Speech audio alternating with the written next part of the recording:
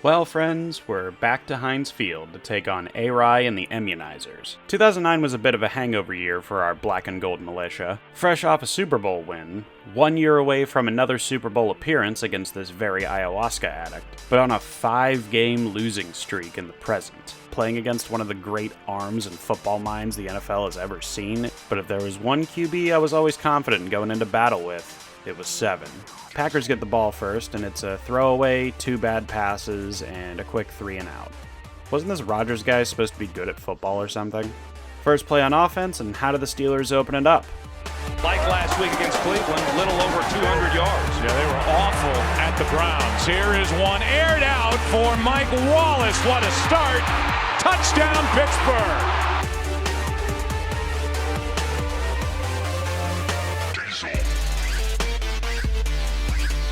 With a 60-yard touchdown, courtesy of the fastest man in football, Mike Wallace. It really hurt me when we lost this guy.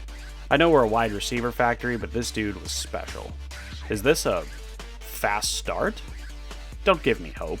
Cheeseheads get a second crack at it. 3 up, 3 down. Nice hit by Lawrence Timmons on COVID Man, by the way.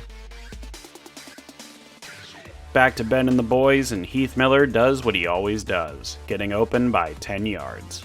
Go back and watch any Steeler game from this era. Heath Miller will be open on virtually every play. I'm not kidding. Look it up if you don't believe me. Man, this Packers offense looks like putrid shit.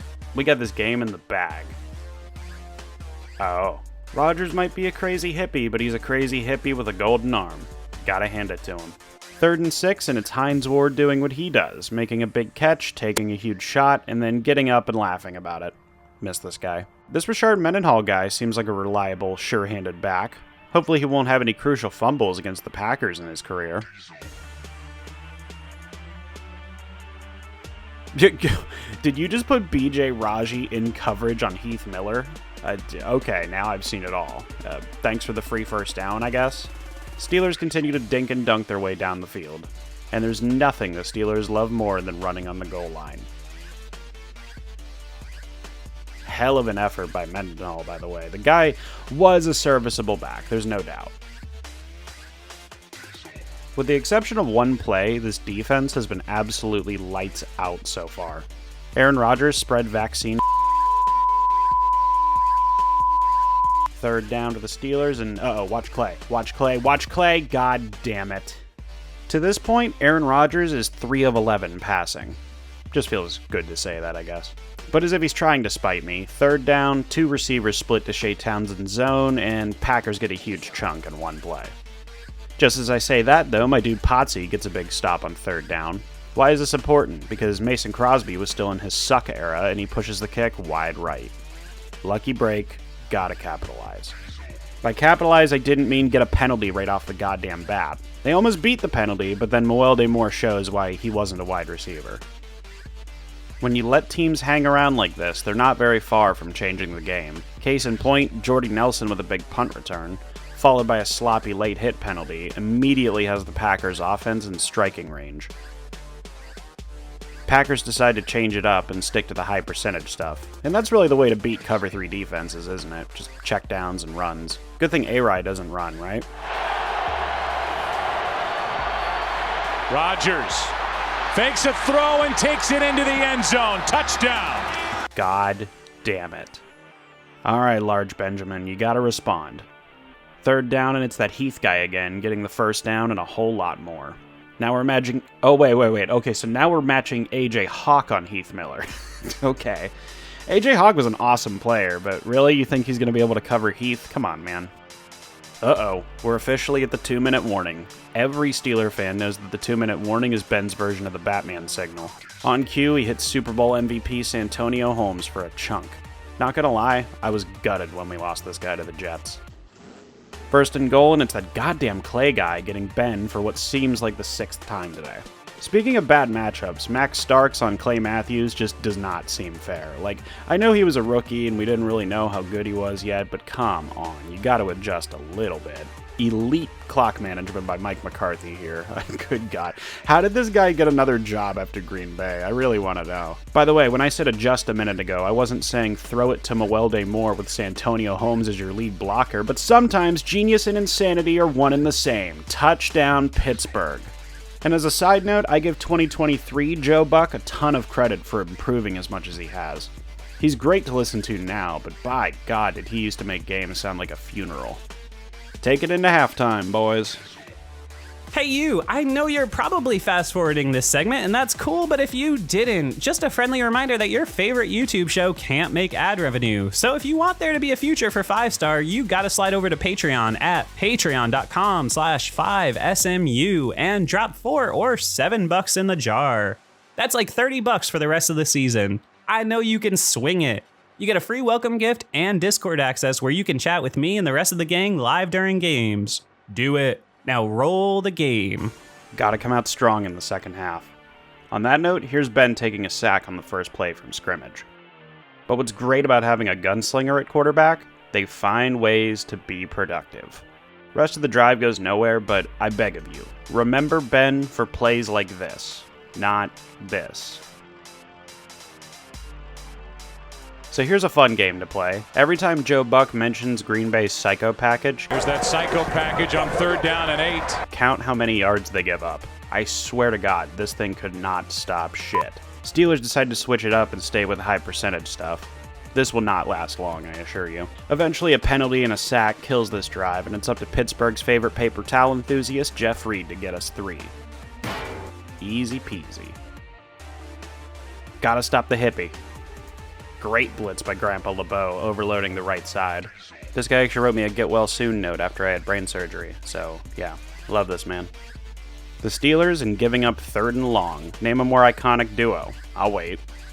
3rd down again, and Greg Jennings takes a huge shot from Ryan Clark and gets the first down. Anyone else remember when Ryan Clark repeatedly campaigned for the Steelers to sign Deshaun Watson? I do. They continue with the high percentage stuff, getting a couple first downs. Deshae Townsend with a great PBU. But then Rodgers remembers Ryan Clark is on our defense, and because he's not running full speed into someone, he can't stop this touchdown. Is that Ryan Clark or Mike Mitchell? 3-point game. Ben, not one to be outdone, gets to work. Perfect pass to Hines, and the Steelers are already on the move. Uh-oh, psycho package. Psycho package. You know what that means. Auto first down. Thank you, Green Bay. Jesus, Ben, who the hell was that to? At least Jeffrey Montgomery Reed makes it a 6-point game. Just as a side note, Jeff really is one of my favorite kickers of all time. That being said, though, I have never seen so many near misses from a kicker before. Like, he would make just about every kick. Like, it just barely. Like, I don't know. It was weird. Green Bay decides to come out swinging. Gotta give credit where it's due. Rodgers' old receiving core with Driver, Finley, Jennings, and Nelson was scary. At least they can't run the ball on us. Good God. Starting off on 1st and 20, Ben with a check down to Mendenhall. Brady would be proud. But remember, Ben is not a check down merchant, at least not yet. He's a gunslinger, and he was about to pull off one of the best throws of his entire career.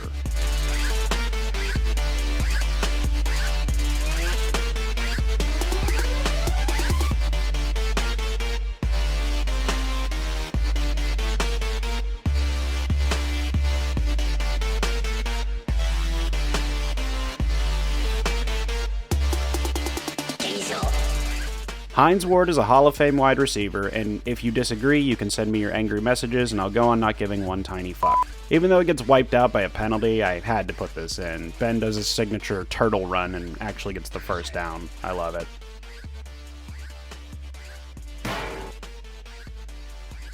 After the field goal, surprise onside gets called by Mike T.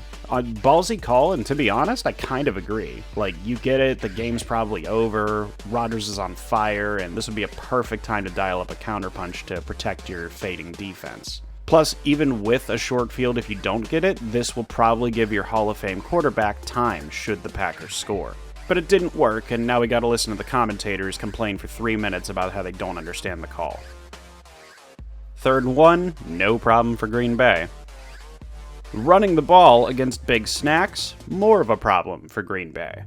But on 3rd and 14, our defense collapses yet again, and the Packers pull away with 2:06 left.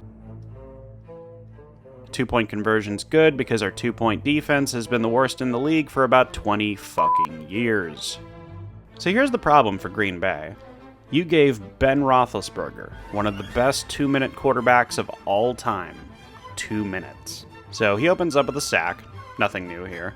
4th and 7 right off the bat. Do or die play for the Steelers offense. And it's MVP Santonio Holmes again. Guy just knew where to be on big downs. 3rd and 15, and it's the greatest tight end in Steelers history, Earl Heath Miller, making one of the biggest plays in this game. Another guy who just knew where to be on big downs. And not to mention, hands made of glue. 18 seconds left. No timeouts. These are the moments that make careers. 1st down, incomplete to Mike Wallace in traffic.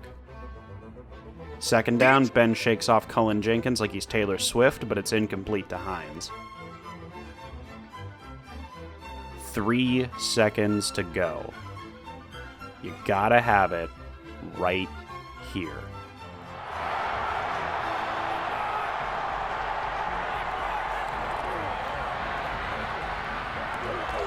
Roethlisberger throws, end zone, touchdown, Mike Wallace with no time left.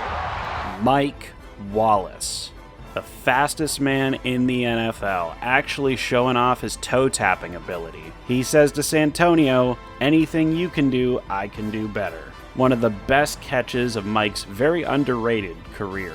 503 passing yards for Roethlisberger, in what would later be remembered as the Steel City Shootout. Here we go, Jeff. Time to go home.